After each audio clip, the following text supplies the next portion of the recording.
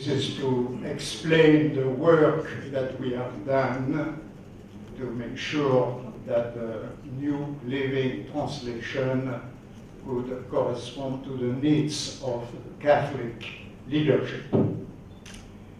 This Catholic edition of the New Living Translation is the fruit of a careful collaboration. It started on December 7th, 2012, when Asian Trading Corporation and Tyndall Press hosted a meeting of Catholic Bible scholars under the chairmanship of His Grace Archbishop Moras of Bangalore to discuss about the possibility of a Catholic edition of the Holy Bible, New Living Translation. There were a few points to be clarified, and first of all, the publishers of the New Living Translations made it clear that what they were offering was a new translation aiming at the same fluency as the previous Living Bible, but entirely redone with the help of recognized scholars so as to avoid the inaccuracies of what had been the successful but sometimes inaccurate Living Bible. On the Catholic side, it was decided to work under the aegis of the Bible Commission of the CCBI and to follow the guidance of the Guidelines for Interconfessional Cooperation in Translating the Bible, issued jointly by the Vatican Secretariat for Promoting Christian Unity and the United Bible Societies. So a list of Catholic Bible scholars in Bangalore, Mangalore, and Mumbai was established to go over the translation from a Catholic perspective. A general meeting of those who responded to the invitation allotted the various books of the Bible to the respective scholars according to the particular field of their specialization. It was proposed to have a triple level of modifications. First and most, modifications required for Catholic orthodoxy. Second level, modifications which seem to be called for, though not affecting Catholic orthodoxy.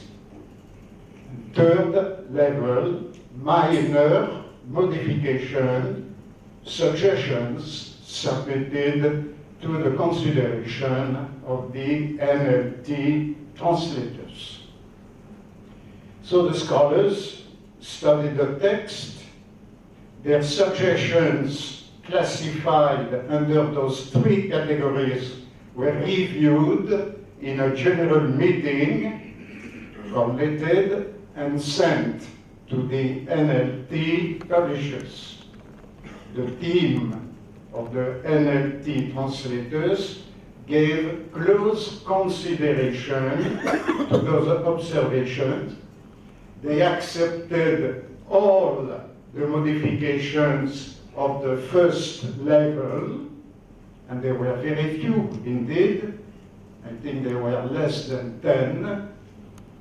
They agreed to most of the modifications coming under the second category and to a good many suggestions of the third level. And so there was another general meeting of the revision committee which adopted the final text, and through the CCBI Bible Commission it was submitted to the CCBI for imprimatur.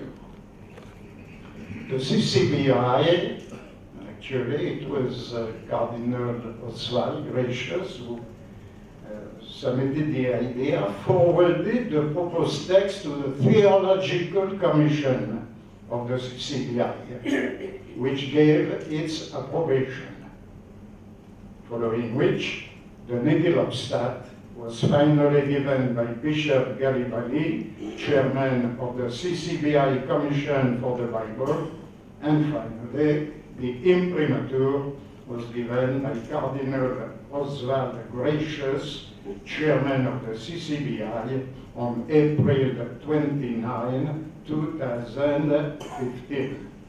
As it has been already mentioned, it was the first time that the imprimatur was given from India on the basis of Indian efforts of Indian scholarship to an English edition of the Bible.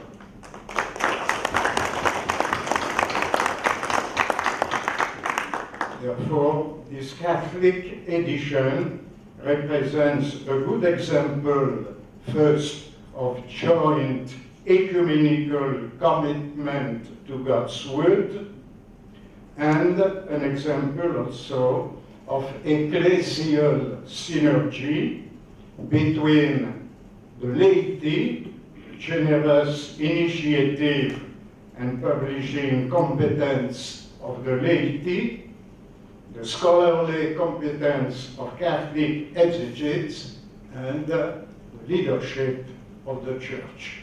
Thank you.